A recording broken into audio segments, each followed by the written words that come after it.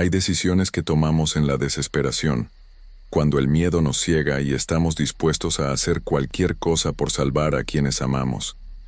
Decisiones que creemos correctas en el momento, pero que después nos persiguen como sombras. Esta es mi historia, y ojalá pudiera retroceder el tiempo. Ojalá hubiera sabido entonces lo que sé ahora. Pero ya es tarde, y lo único que me queda es contar lo que pasó, para que nadie más cometa el mismo error. Mi nombre es Elsa. Tengo 32 años y soy de Veracruz. Soy madre soltera de Carlitos, mi único hijo, mi razón de vivir. Todo comenzó hace 3 meses, cuando mi niño empezó a tener pesadillas terribles. Al principio pensé que era normal, cosas de niños, ya saben, pero cada noche se ponía peor. Carlitos se despertaba gritando, empapado en sudor, temblando como una hoja. Decía que veía cosas en su cuarto, sombras que se movían por las paredes, susurros que lo llamaban por su nombre. Yo encendía la luz y revisaba cada rincón, pero nunca había nada. Le decía que eran solo sueños, que los monstruos no existen, pero en el fondo empecé a sentir que algo no estaba bien. Las semanas pasaron y mi hijo dejó de ser el niño alegre que siempre fue. Ya no quería jugar, ya no sonreía. Tenía unas ojeras horribles, como si no hubiera dormido en años. Dejó de comer bien, y su carita redonda empezó a verse delgada, enfermiza. Lo llevé con doctores en Veracruz, con pediatras, con neurólogos. Le hicieron análisis de sangre, estudios del cerebro, de todo. Pero todos me decían lo mismo, que Carlitos estaba completamente sano, que no tenían explicación para lo que le pasaba. Las noches se volvieron una pesadilla para los dos.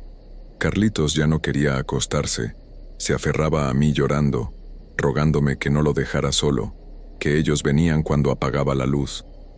Empecé a dormir con él en su cuarto, abrazándolo toda la noche, pero aún así se despertaba aterrado, señalando las esquinas oscuras, diciendo que ahí estaban, que lo miraban. Una madrugada lo encontré parado frente a su ventana, completamente inmóvil, con los ojos bien abiertos, pero como si estuviera dormido. Cuando lo toqué, no reaccionó. Tuve que sacudirlo varias veces hasta que parpadeó y me miró asustado. Me dijo que ellos lo habían llamado, que querían que fuera con ellos. Esa noche no dormí nada, solo me quedé vigilándolo, rezando para que amaneciera pronto.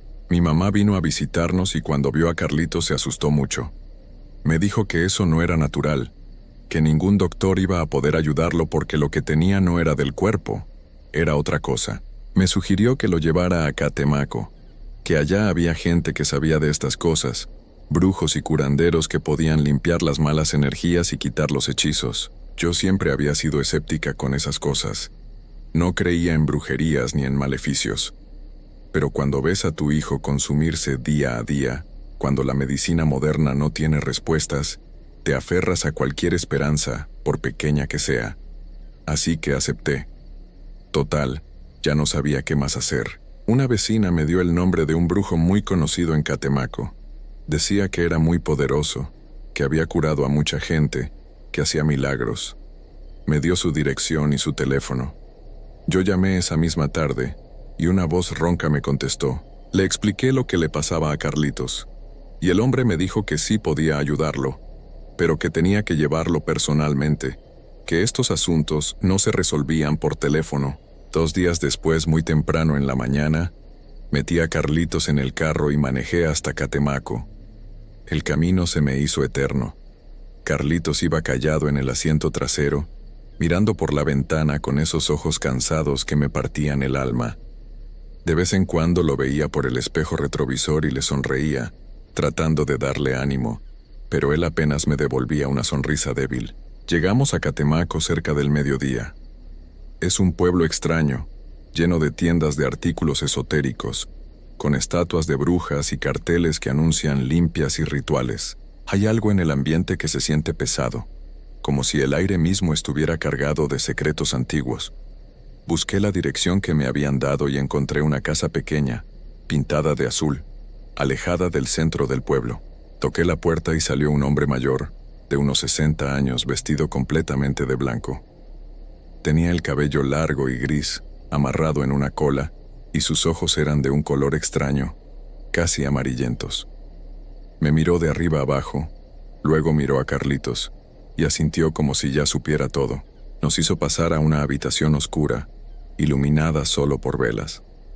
Había un altar lleno de imágenes de santos que no reconocí, calaveras, platos con ofrendas de comida, vasos con líquidos de colores.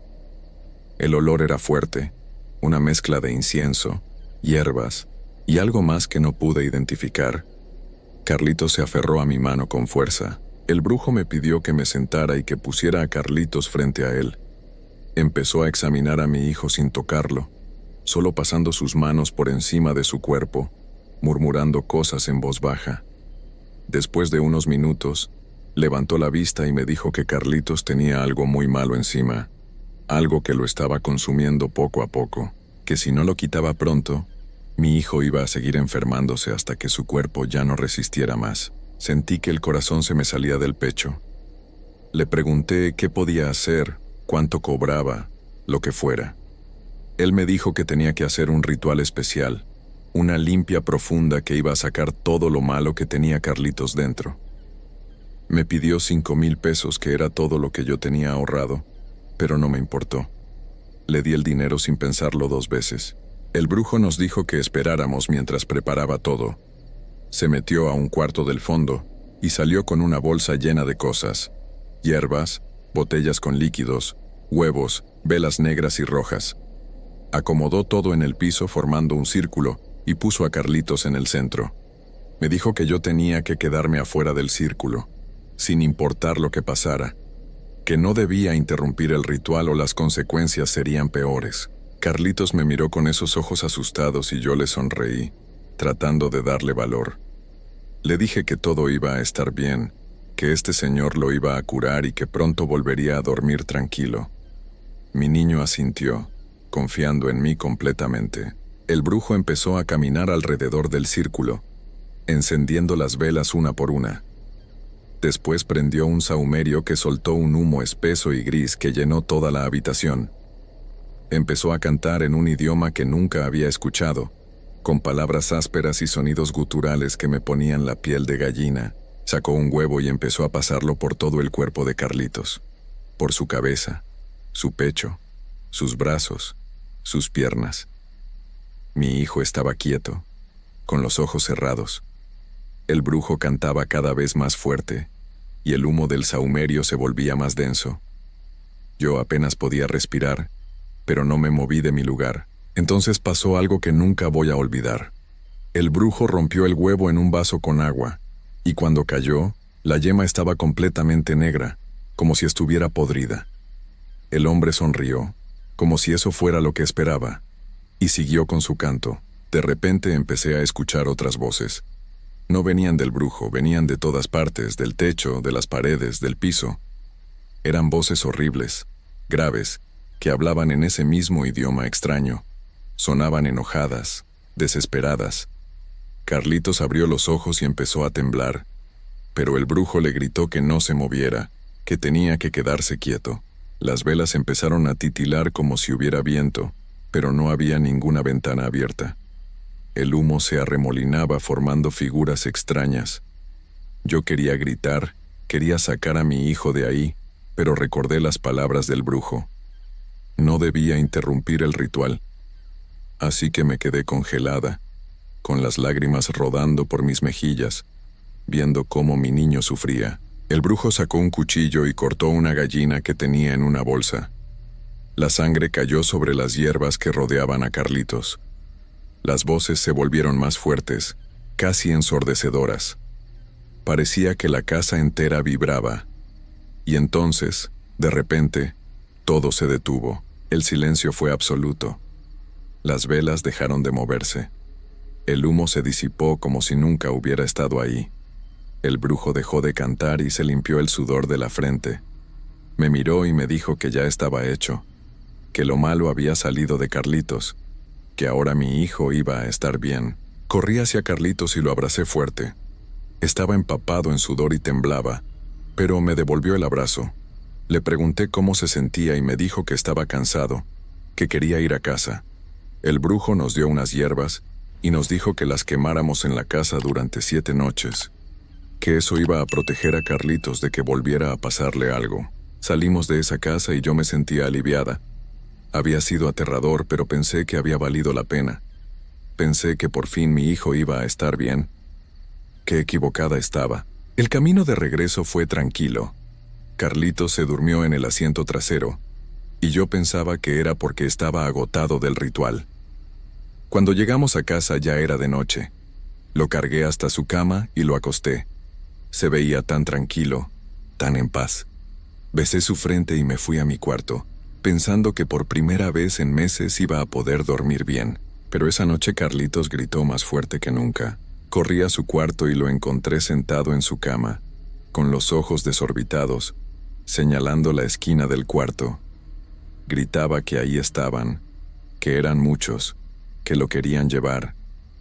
Yo no veía nada, solo la pared vacía, pero mi hijo estaba aterrado de una forma que nunca había visto antes. Lo abracé y traté de calmarlo, pero estaba inconsolable. Temblaba tanto que sentía como sus huesos chocaban contra los míos. Le dije que no había nada, que solo eran pesadillas, pero él insistía en que los veía, que eran reales. Esa noche no dormimos nada. Me quedé con él, con la luz encendida, rezando para que amaneciera. Cuando llegó la mañana, Carlitos estaba peor que antes del ritual. Tenía fiebre alta y su piel estaba pálida, casi gris. No quería comer nada y apenas podía mantener los ojos abiertos. Lo llevé de emergencia al hospital, pero los doctores no encontraban nada malo. Decían que sus signos vitales eran normales, que la fiebre podía ser por un virus, que le dieran paracetamol y lo vigilara. Pero yo sabía que esto no era un virus.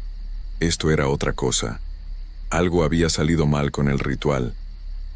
Llamé al brujo, marqué su número una y otra vez, pero nadie contestaba. Fui a su casa en Catemaco al día siguiente, pero la encontré vacía como si nadie hubiera vivido ahí en años. Los vecinos me miraron extraño cuando pregunté por él. Una señora mayor me dijo que ahí no vivía nadie, que esa casa llevaba abandonada mucho tiempo. No entendía nada. Yo había estado ahí, había visto todo, había pagado, pero era como si todo hubiera sido una ilusión. Regresé a casa desesperada, sintiendo que me estaba volviendo loca. El segundo día después del ritual, Carlitos empezó a hablar con gente que no estaba ahí.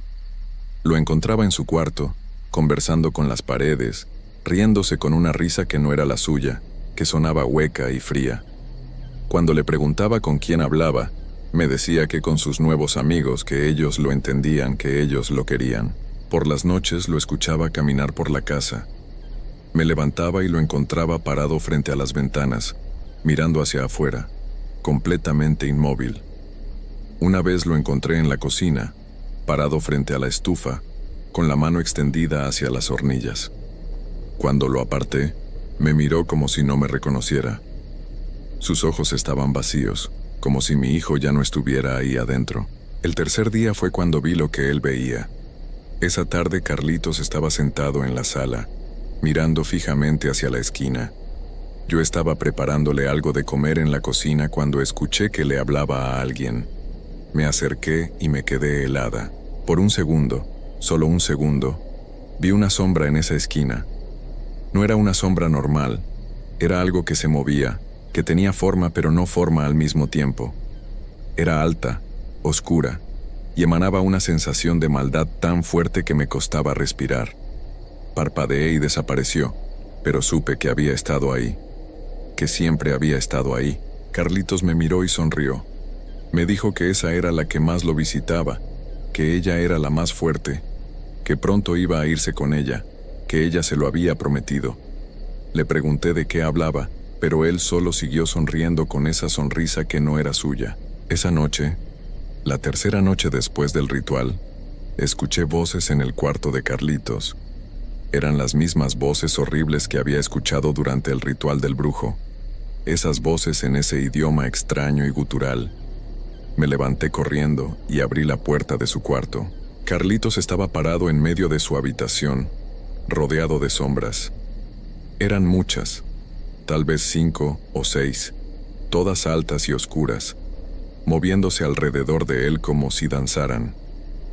Las voces venían de ellas, y mi hijo las escuchaba con atención, como si entendiera cada palabra. Grité su nombre y corrí hacia él, pero cuando lo toqué estaba helado como si hubiera estado en el congelador. Sus ojos me miraron, pero no me veían a mí. Veían a través de mí, hacia algo más allá. Me dijo, con una voz que no era la suya, una voz profunda y antigua, que ya era tarde, que el trato estaba hecho, que él había sido entregado. Lo cargué y salí corriendo de la casa. No sé hacia dónde iba, solo sabía que tenía que sacarlo de ahí, pero Carlitos empezó a convulsionar en mis brazos. Lo acosté en el piso y llamé a la ambulancia, pero su cuerpo se sacudía con tanta fuerza que no podía hacer nada más que sostenerlo y llorar. La ambulancia llegó en 10 minutos, pero para entonces Carlitos ya no se movía. Los paramédicos intentaron reanimarlo. Le pusieron oxígeno, le hicieron todo lo que pudieron. Lo subieron a la ambulancia y yo fui con ellos, sosteniéndole la mano, rogándole que no me dejara, que se quedara conmigo. En el hospital trabajaron en él durante media hora. Yo estaba afuera de la sala, esperando, rezando, negociando con Dios, con quien fuera que estuviera escuchando. Pero cuando el doctor salió, su cara me dijo todo lo que necesitaba saber. Mi Carlitos se había ido. Mi niño de 7 años, mi razón de vivir, mi todo ya no estaba. Los doctores dijeron que había sido un paro cardíaco fulminante, que a veces pasaba, que estos casos eran raros pero posibles en niños, que no había nada que yo pudiera haber hecho. Pero yo sabía la verdad. Yo sabía que no había sido su corazón. Había sido otra cosa. En los días siguientes, mientras preparaba todo para despedirme de mi hijo, empecé a investigar. Busqué información sobre el brujo, sobre Catemaco, sobre rituales oscuros, y encontré cosas que me helaron la sangre. Encontré testimonios de otras madres, otros padres, que habían llevado a sus hijos con brujos en Catemaco. Casos similares al mío, niños que después de los rituales empeoraban, que veían cosas, que se consumían en días, niños que terminaban igual que Carlitos. Y encontré la verdad sobre ciertos brujos, sobre cómo algunos no curan, sino que toman, sobre cómo usan a los niños, a los inocentes, como ofrendas para mantener su poder, para alimentar a las fuerzas oscuras que invocan, sobre cómo engañan a padres desesperados, haciéndoles creer que van a salvar a sus hijos cuando en realidad los están condenando. El brujo nunca intentó curar a Carlitos. Desde el momento en que entramos a esa casa, mi hijo estaba sentenciado. El ritual no fue una limpia, fue una entrega. El brujo ofreció a mi niño a esas cosas, a esas sombras, a cambio de poder seguir haciendo lo que hacía. Esta es mi historia. Este es mi infierno. Y si están leyendo esto, si están pensando en hacer lo mismo que yo hice, por favor no lo hagan. Salven a sus hijos. No los condenen como yo condené al mío. Porque en Catemaco no todos los brujos curan. Algunos solo están ahí para cobrar. Y el precio que piden es mucho más alto de lo que cualquier padre debería pagar jamás. Continuamos. Hay lugares en este mundo donde la línea entre lo que conocemos y lo que no podemos explicar se vuelve tan delgada que casi desaparece. Catemaco es uno de esos lugares. Yo nunca creí en esas cosas, en las leyendas, en los espíritus, en nada de eso. Pero hay experiencias que te cambian para siempre, que te hacen entender que hay cosas que no deberíamos buscar, cosas que es mejor dejar en paz. Lo que vivimos mi novia Betty y yo en aquel lago no fue una pesadilla de la que puedes despertar. Fue algo real, algo que nos marcó para siempre. Mi nombre es Luis, tengo 32 años y soy de la Ciudad de México. Trabajo en una oficina, llevo una vida normal, o al menos la llevaba hasta ese fin de semana. Betty y yo teníamos planeando este viaje desde hacía meses. Queríamos alejarnos del ruido de la ciudad, del tráfico, del estrés. Catemaco nos pareció perfecto.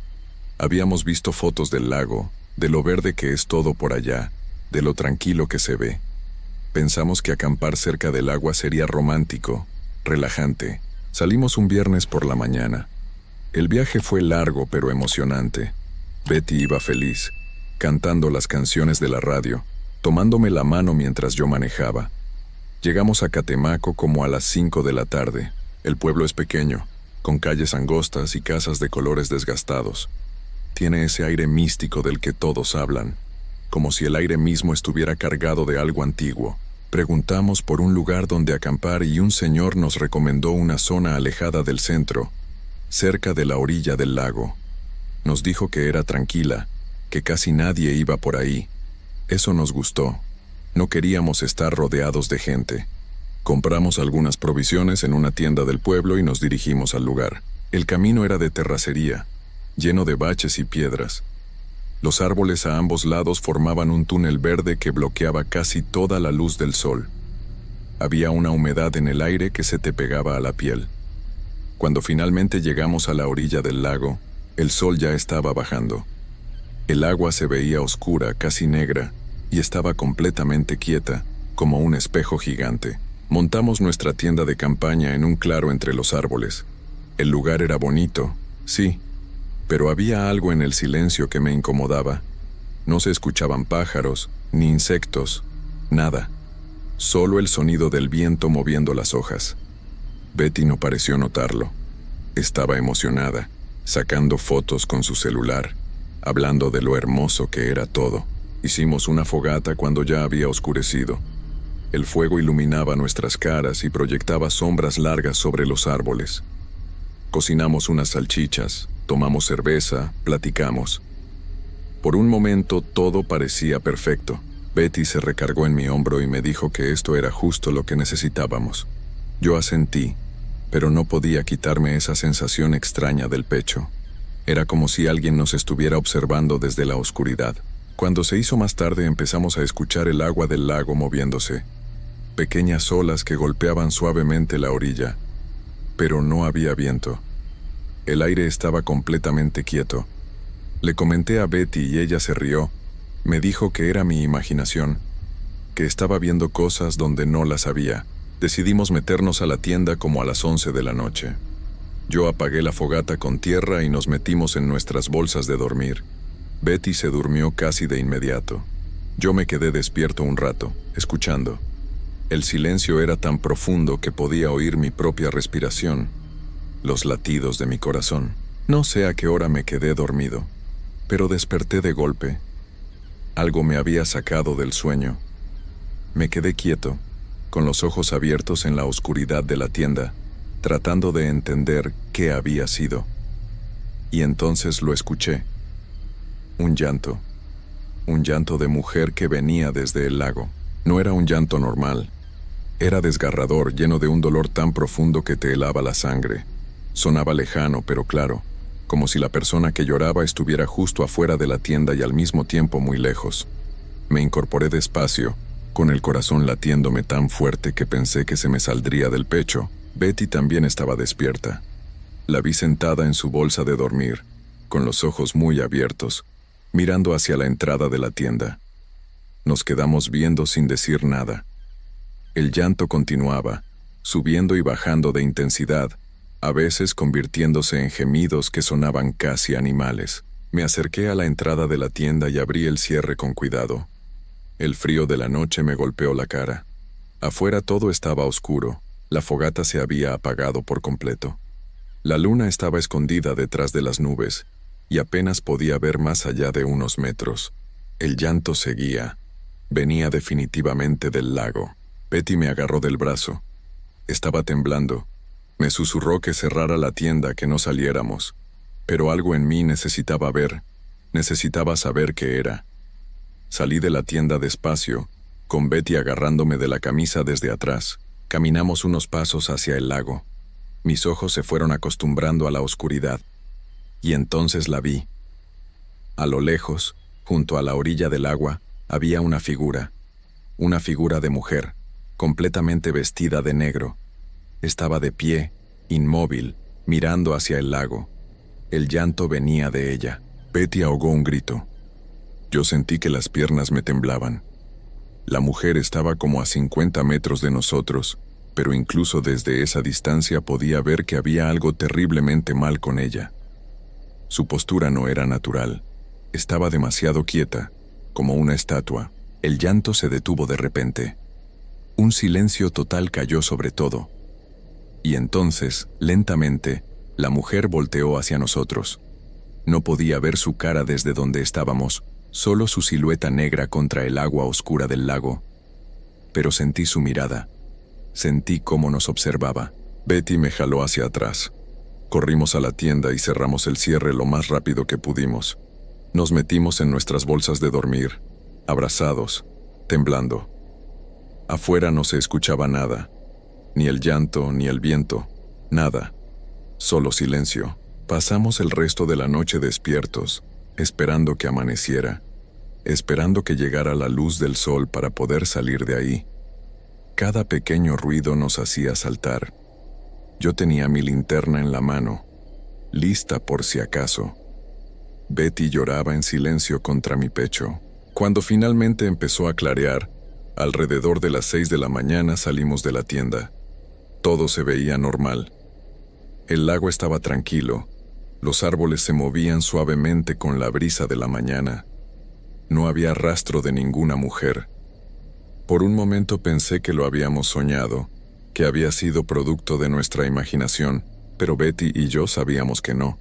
Sabíamos lo que habíamos visto. Decidimos empacar nuestras cosas y buscar a alguien del pueblo que nos pudiera explicar qué había pasado. No podíamos simplemente irnos sin entender. Manejamos de regreso al pueblo. Encontramos abierta la misma tienda donde habíamos comprado las provisiones el día anterior. Era una tienda pequeña, con un mostrador de madera vieja y estantes llenos de productos empolvados. Detrás del mostrador estaba una señora mayor, de unos 60 años, con el cabello gris recogido en un chongo.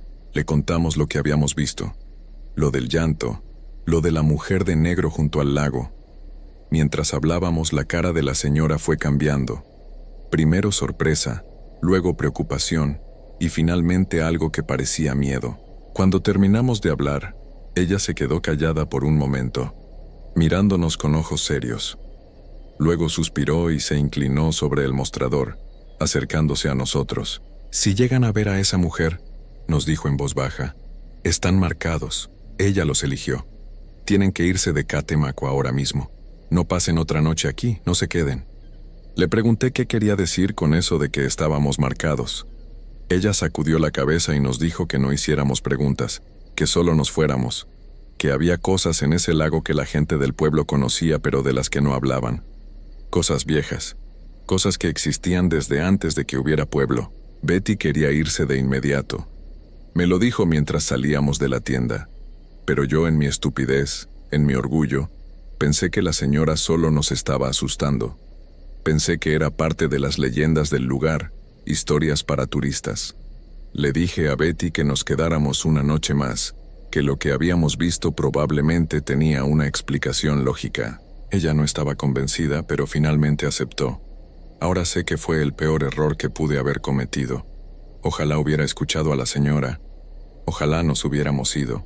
Pasamos el día en el pueblo tratando de distraernos. Visitamos la iglesia, caminamos por el malecón, comimos en un restaurante pequeño, pero yo podía ver que Betty estaba nerviosa. Se sobresaltaba con cualquier ruido. Miraba constantemente hacia atrás.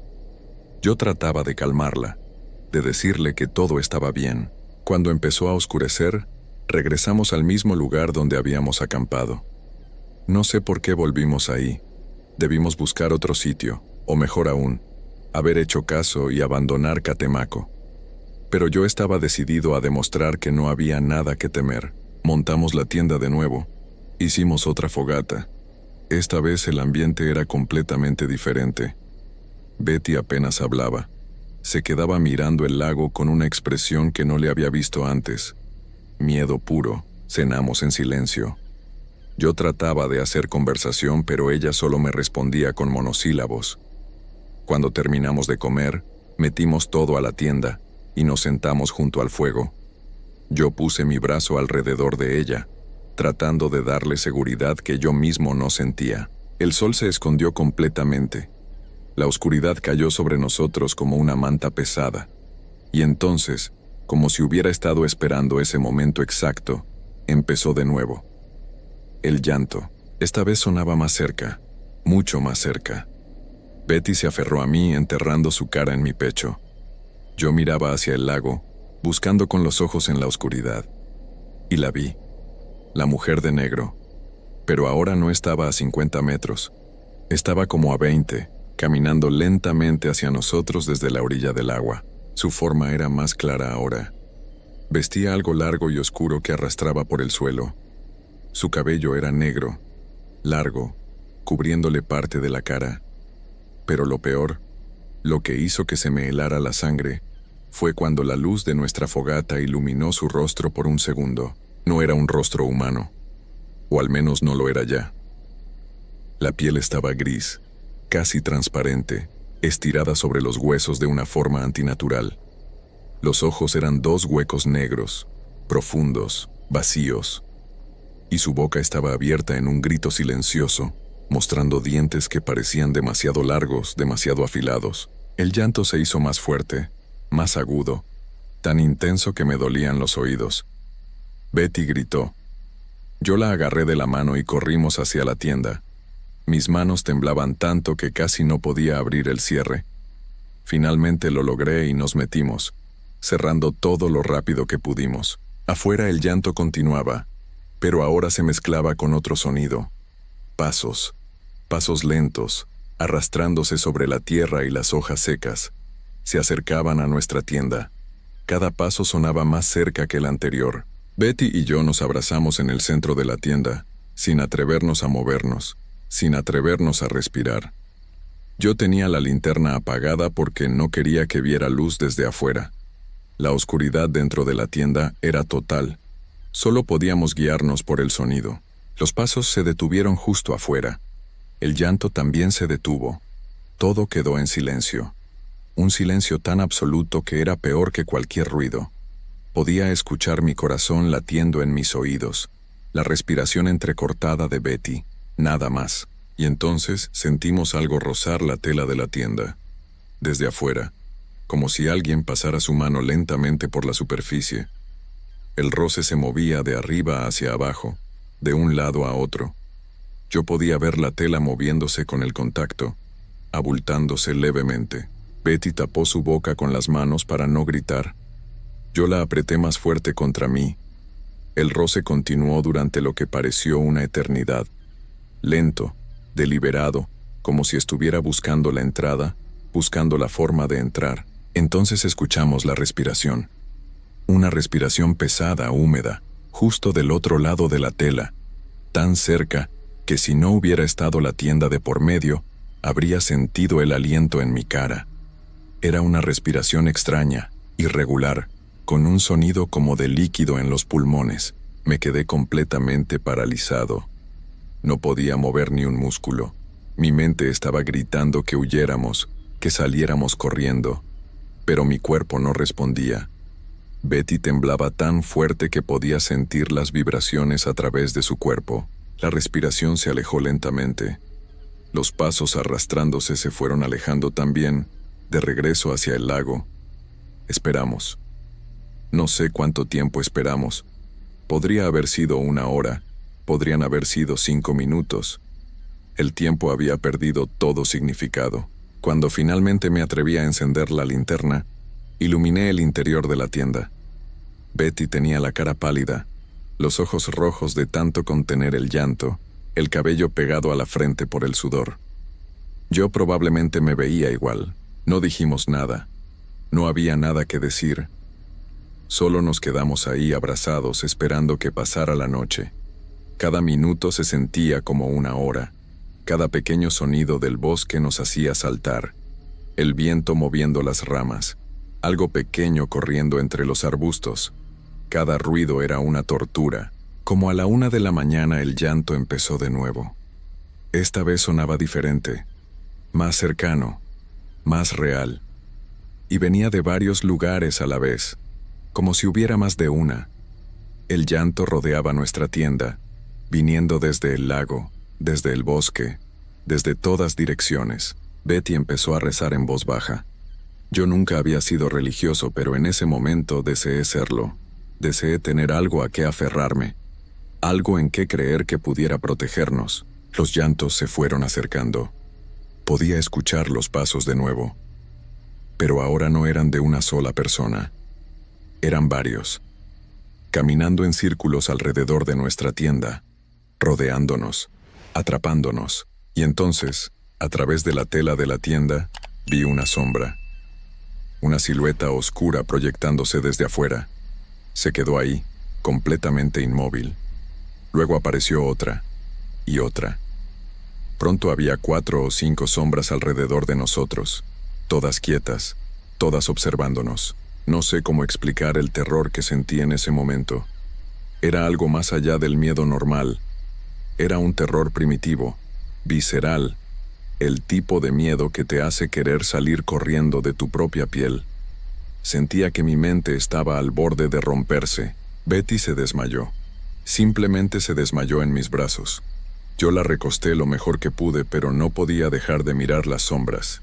Seguían ahí, rodeándonos, sin moverse. Entonces una de ellas empezó a acercarse más. La tela de la tienda se hundió como si alguien estuviera presionando desde afuera. Cada vez más, cada vez con más fuerza. La tela se estiró tanto que pensé que se iba a romper, y de repente vi la cara, presionada contra la tela desde afuera. Podía ver la forma de los ojos hundidos, de la boca abierta, de los pómulos sobresalientes. Todo deformado por la tela, pero claramente visible. Estaba mirándome directamente. Grité. No pude contenerlo. Grité con todas mis fuerzas. Y en el momento en que grité, todo se detuvo. Las sombras desaparecieron. Los llantos cesaron. La presión contra la tela se fue. Silencio total de nuevo. Me quedé ahí, jadeando, llorando, abrazando el cuerpo inconsciente de Betty. No me moví del centro de la tienda en toda la noche. Mantuve la linterna encendida hasta que se le acabaron las pilas. Cuando se apagó, me quedé en la oscuridad, esperando, temiendo que regresaran, pero no regresaron. El resto de la noche pasó en silencio.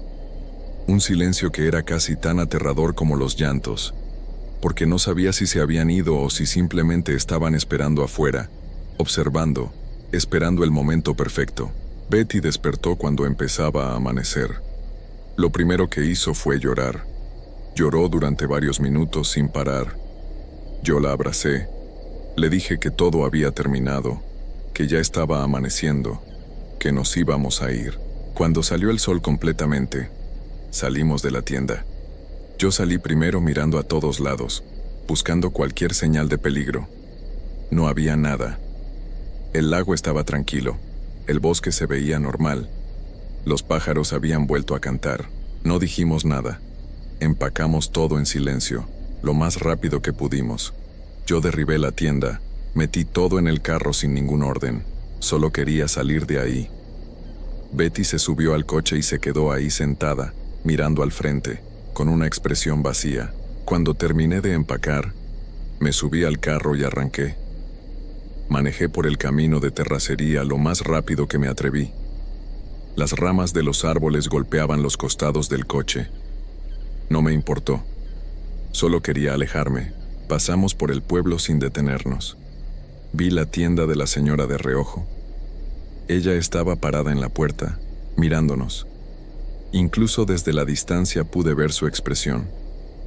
No era de sorpresa, era de lástima. Como si supiera exactamente lo que nos había pasado. Como si hubiera visto esa misma expresión en otras personas antes. No paramos hasta que estuvimos a más de 1 hora de Catemaco. Betty seguía sin hablar. Yo tampoco sabía qué decir, qué podía decir, que lo sentía, que debía haberle hecho caso, que nunca debimos quedarnos esa segunda noche. Han pasado 2 meses desde aquello. Betty y yo ya no estamos juntos. No pudimos seguir después de eso. Cada vez que nos veíamos, recordábamos esa noche. Y era demasiado. Era un peso que ninguno de los dos podía cargar. Ella se mudó con su familia a Guadalajara. Me mandó un mensaje hace unas semanas. Me dijo que sigue teniendo pesadillas, que cada noche escucha los llantos, que sigue viendo las sombras en las esquinas de su cuarto. Yo le dije que a mí me pasa lo mismo, porque eso es lo que no les he dicho. Lo que nos dijo la señora de la tienda era verdad. Estamos marcados. La mujer de negro no se quedó en Catemaco. Nos siguió. O al menos su recuerdo lo hizo. Cada noche, justo antes de quedarme dormido, la escucho. El llanto, lejano al principio, pero cada noche un poco más cerca.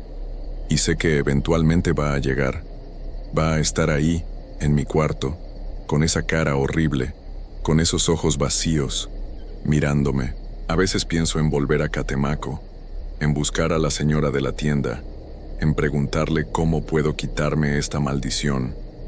Pero tengo miedo, miedo de que no haya forma de quitármela, miedo de que al volver solo empeore las cosas. Así que vivo con esto, con el miedo constante, con los llantos que solo yo puedo escuchar, con la certeza de que algún día, alguna noche, voy a despertar y ella va a estar ahí, parada junto a mi cama, mirándome con esos ojos que no son ojos, esperándome, y no hay nada que pueda hacer al respecto.